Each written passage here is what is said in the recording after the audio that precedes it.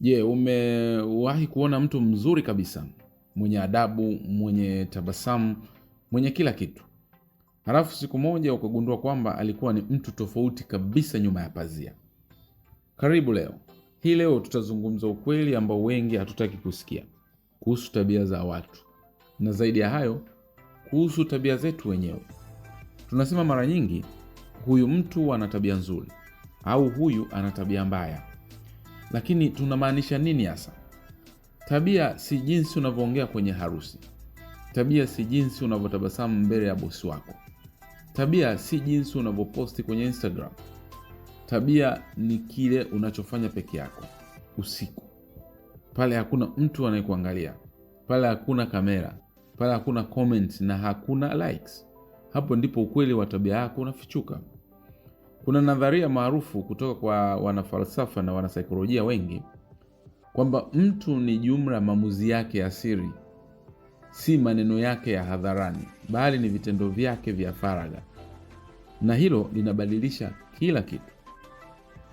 Ulimwengu wa leo umetufundisha kitu kimoja kibaya sana, kwamba kuonekana ni sawa na kuwa. Unaona watu wanaopiga picha msikitini wakiomba, alafu wanatoka nje wanakuwa mtu mwingine.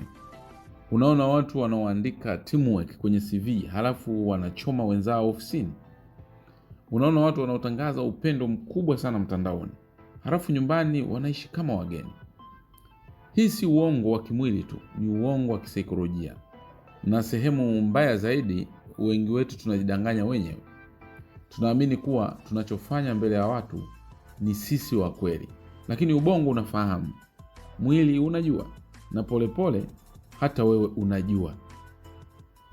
Hiyo ni sababu ya msongo wa mawazo unaokusumbua usiku. Unapojaribu kulala, hujui kwa nini roho haina amani. Kwa sababu ndani yako kuna mtu, wewe wa kweli, ambaye amechoka kufanya mchezo huo.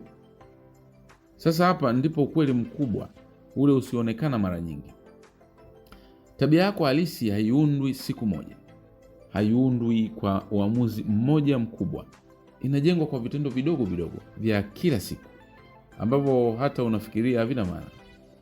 Unaamka asubuhi unasema nitamsamehe. Halafu usiku anafika mawazo ya chuki tena. Unasema nitaacha tabia hii. Halafu wiki ijayo uko tena pale pale. Kwa nini? Kwa sababu tabia haibadiliki kwa tamko. Inabadilika kwa mfumo, kwa nidhamu ndogo ndogo za kila siku, kwa mazingira unayojichagulia, kwa watu unaoamua kukaa nao. Na hapa ndipo jibu linakuja. Ukweli usioonekana kuhusu tabia si kwamba wengine wana tabia mbaya na wewe una nzuri. No. Ukweli ni kwamba kila mmoja wetu ana vita vya ndani. Mtu mwenye moyo laini pia ana siku za giza. Mtu anaonekana baridi pia ana wimbo wa upendo moyoni mwake.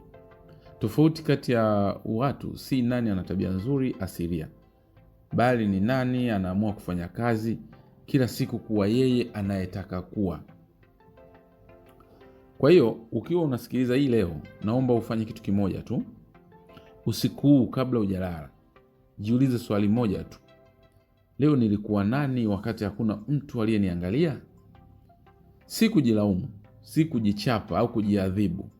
Ni kujijua tu, kwa sababu hapo ndipo safari ya kweli ya mabadiliko inapoanza. Si kwenye madawati ya motivational speakers, si kwenye vitabu vya self-help, bali ndani yako, peke yako, katika ukimya wa usiku wako. Tabia yako ya kweli ni zawadi au mzigo, na wewe ndiye unayeamua. Kama video hii imekugusa, share na mtu mmoja anahitaji kusikia hii leo. Weka comment chini. Mimi ninajifunza kuwa mimi wa kweli. Na kama bado hujasubscribe, basi bonyeza button ipo hapo chini. Mimi nafikiri tutaonana kwenye video ijayo, ambapo tutazungumza zaidi kuhusu jinsi ya kubadilisha tabia kwa vitendo vya kweli. Na asante na goodbye.